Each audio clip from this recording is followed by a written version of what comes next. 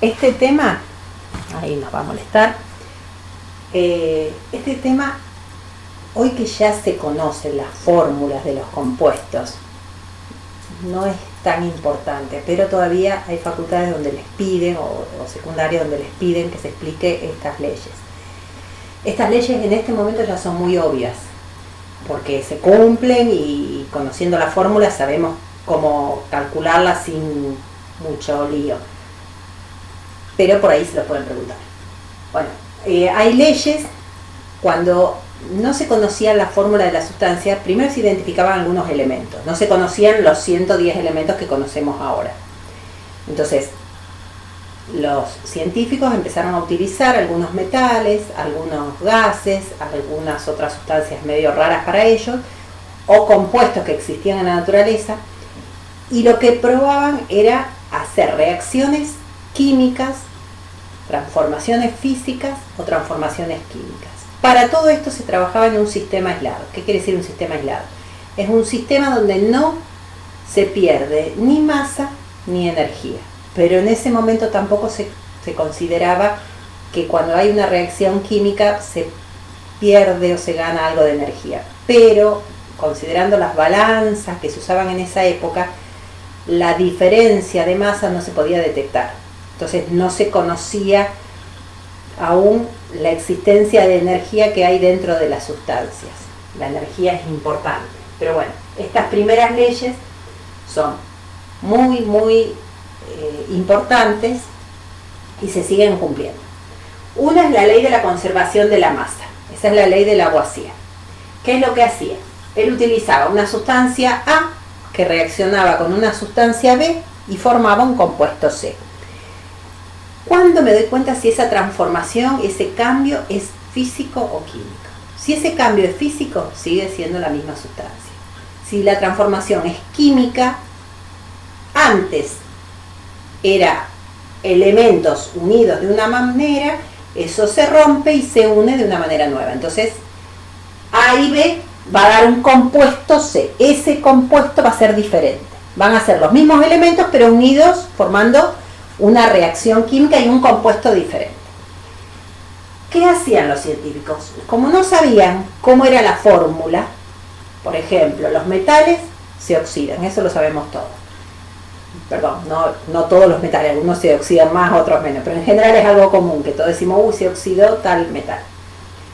Bueno, ese metal reacciona con el oxígeno y se oxida, formó otro compuesto que es un óxido. No se sabía cómo era la composición, pero, por ejemplo, sabían que el hierro reaccionaba con el oxígeno formando óxido. Veía que ese hierro que tenía se quedaba cambiando de color, quedaba anaranjado. Digo, ¿qué es eso? Es una sustancia nueva.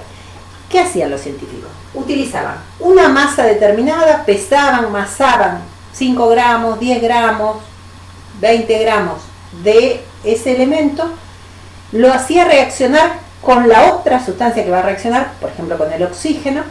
Entonces probaban, a ver, esos 5 gramos reaccionaban con 5, bueno, me sobraba alguno, me faltaba alguno. Bueno, hacía un montón de trabajitos experimentales hasta verificar que cuando A reaccionaba con B, lo hacía con una relación de números enteros y pequeños.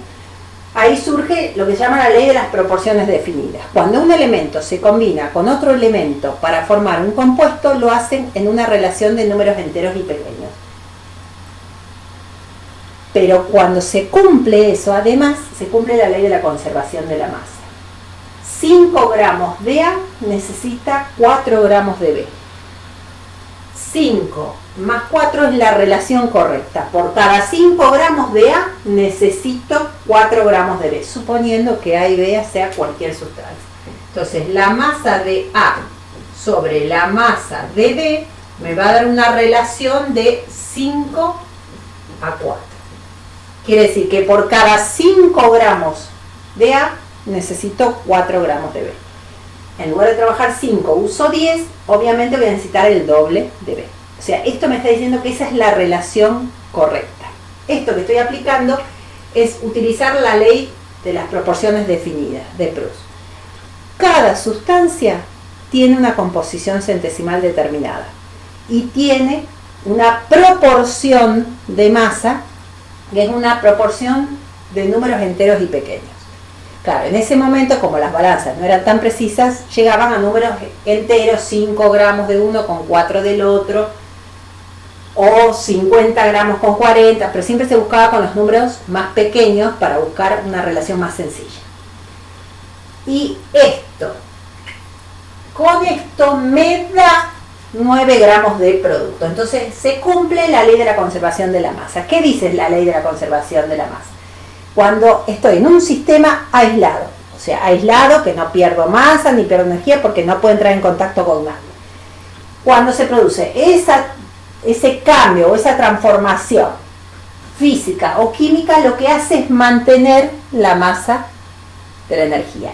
Hoy en día, que se conoce que parte de esas reacciones o esos cambios pierden o ganan energía, acá hoy se habla de la ley de la conservación de la masa y energía, algo extra. Pero esta ley es muy sencilla, es una regla de 3 simples. Si esto necesita estos gramos, 25, 30, 50, X. Y siempre la suma de los dos reactivos es igual a la suma de la masa de los productos. Esa ley después la vamos a aplicar mucho más adelante cuando demos otro tema, que es estequiometría.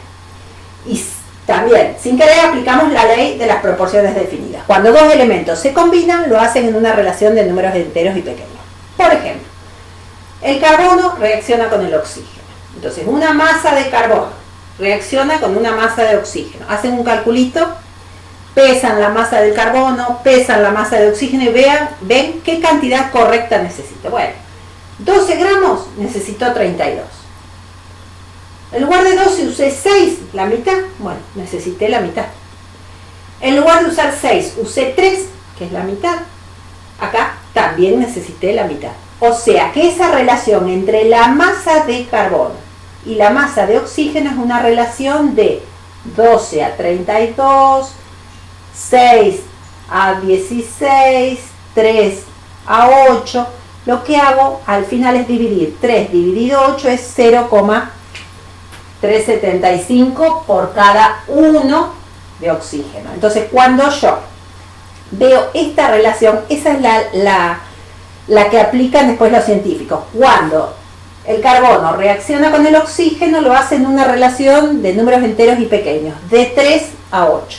Por cada 3 gramos de carbono necesito 8 gramos de oxígeno. Esa es la relación de números enteros y pequeños. ¿Es el único compuesto que existe? No. El carbono puede reaccionar con el oxígeno y formar otro compuesto. Entonces, cualquiera de estos casos que yo planteé acá, todo corresponde a la misma división. Esa división, al dividir 12 dividido 32, me va a dar 0,375. 6 dividido 16 me va a dar 0,375. 3 dividido 8 me va a dar 0,37. O sea que siempre voy a cumplir la misma proporción.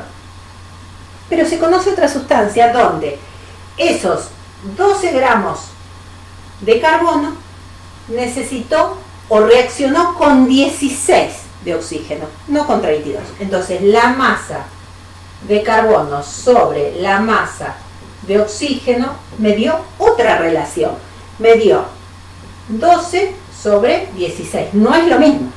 Cuando esas relaciones, esas proporciones son diferentes, quiere decir que esos dos elementos se combinan formando dos compuestos diferentes. No es lo mismo este compuesto que este compuesto. La relación es distinta. 12 a 16 es lo mismo que 6 sobre 8, es lo mismo que 3 sobre 4 y es lo mismo que 0,75. Esa relación no es la misma.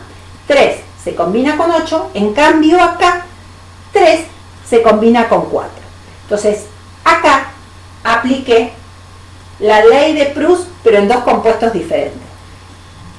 Esto acá se puede producir solamente en los casos donde hay dos elementos que al formar un compuesto lo hace formando compuestos diferentes, por lo menos dos compuestos diferentes. Hay sustancias que no pueden formar compuestos diferentes. Por ejemplo, los óxidos de calcio, de sodio, de litio tienen una sola proporción. En cambio, el carbono y el oxígeno tienen dos proporciones distintas. Uno va a ser el monóxido de carbono, otro va a ser el dióxido de carbono. Son dos compuestos diferentes. Son los mismos elementos, pero la atomicidad, la cantidad de átomos es diferente porque su masa también es diferente. Y de acá surge otra ley muy importante que ahora les voy a explicar. Entonces, en este caso que yo tenía, me va a dar un compuesto 1 donde la masa de carbono sobre la masa de oxígeno tiene una relación de 3:8. El compuesto 2 va a tener una relación entre la masa de carbono y una masa de oxígeno de 3:4. Entonces, son dos compuestos distintos. Eso se llama la ley de las proporciones múltiples. Proporciones múltiples de Dalton. Lo que hizo Dalton es investigar qué pasa cuando dos elementos tienen una relación diferente. Evidentemente ahí formó compuestos distintos. ¿Qué dice? Que cuando dos elementos se combinan y forman dos compuestos diferentes, usando la misma masa de uno de ellos, por ejemplo, uso los 3 gramos de carbono para los dos casos. Para la muestra 1 usé 3 gramos, para la muestra 2 uso 3 gramos, la misma cantidad. Pero en el compuesto 1 necesito 8 gramos de oxígeno y en el compuesto 2 necesito 4 gramos de oxígeno. Entonces, usando la misma cantidad de uno de los elementos, voy a establecer una relación estequiométrica también de números enteros y pequeños entre la masa de oxígeno en la muestra 1 y la masa de oxígeno en la muestra 2, que me va a dar una relación de números enteros y pequeños. Eso me va a dar 2/1 o directamente 2. ¿Qué quiere decir? Que por cada 2 gramos de oxígeno voy a necesitar 1 de oxígeno en el otro compuesto. Por eso son dos compuestos diferentes. Hoy en día que ya sabemos las fórmulas, yo ya sé que esto, uno es el dióxido de carbono y otro es el monóxido de carbono. Nosotros ya habíamos visto algo de la composición centesimal. Bueno, me quedo desprolijo. Esto es una relación de 12 con 32. 12 dividido 32 me queda 3/8. En el otro me va a dar 12 más 16, me va a dar una relación de 16 sobre 12 dividido 16, me va a dar una relación de 3/4. Por eso me dio dos compuestos diferentes. Hoy que ya sabemos la fórmula, podemos hacer al revés y saber su número de relaciones enteras y pequeñas. Esto, la ley de la conservación de la masa y de Proust, esas leyes se aplican siempre. En cambio, la ley de las proporciones múltiples de Dalton se cumple solamente cuando dos elementos se pueden combinar formando dos compuestos diferentes. Si hay un solo compuesto, su composición es la misma, es única. Entonces la relación va a ser una sola. En cambio, cuando dos elementos forman dos compuestos diferentes, me van a dar relaciones diferentes. Por lo tanto, usando la misma masa de uno de ellos, me va a dar una relación estequiométrica también de números enteros y pequeños. Las leyes volumétricas son leyes de volúmenes, es exclusivo para sustancias que son gaseosas. ¿Qué hicieron? Midieron en cuanto a volumen y veían que 1 litro de hidrógeno reaccionaba con 1 litro de cloro y formaba 2 litros de cloruro de hidrógeno. Entonces dice que la relación entre los volúmenes también es una relación de números enteros y pequeños. Por cada 1 litro de hidrógeno necesito 1 litro de cloro. O que 2 litros de hidrógeno necesitan 1 litro de oxígeno. Entonces la relación es de 2:1. O que 3 litros de hidrógeno necesita 1 litro de nitrógeno. También es una relación de números enteros y pequeños. 3:1. Ahora, de casualidad, todos formaron 2 litros del producto.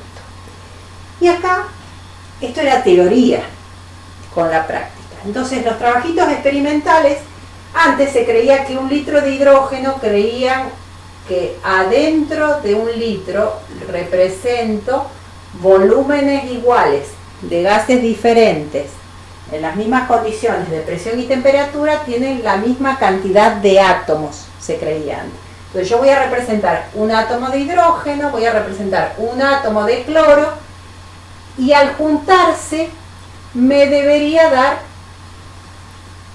un cloro y un oxígeno, o sea, lo que antes llamaba el átomo de cloruro de hidrógeno. Eso era una teoría hace más de 100 años, claro, que experimentalmente les daba 2 litros.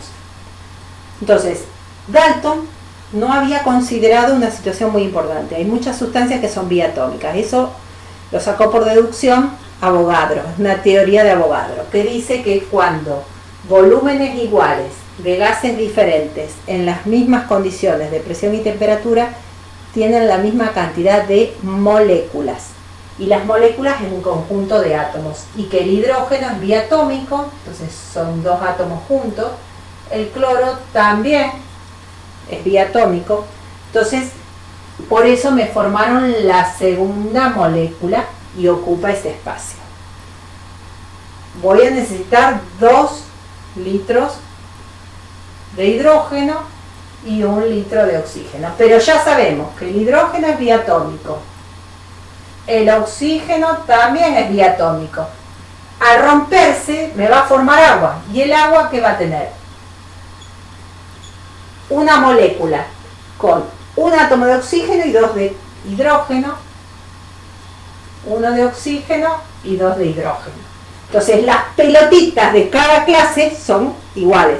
¿Qué es lo que pasa? ¿Por qué me da un volumen más chico? Porque esos átomos que estaban unidos formando sustancias biatómicas se combinaron y formaron, reaccionaron químicamente y me dieron moléculas más grandes. Entonces esos átomos se unen formando moléculas más grandes y ocupan un volumen más chico. Acá voy a necesitar 3 litros porque salió experimentalmente, no es que lo estoy inventando yo, y estoy dibujando volúmenes iguales, supongamos que tengo 1 litro, tengo la misma cantidad de moléculas. ¿Cuántos hay? Son millones. Yo represento 1 o 2 o 3, no voy a representar todo lo que hay realmente.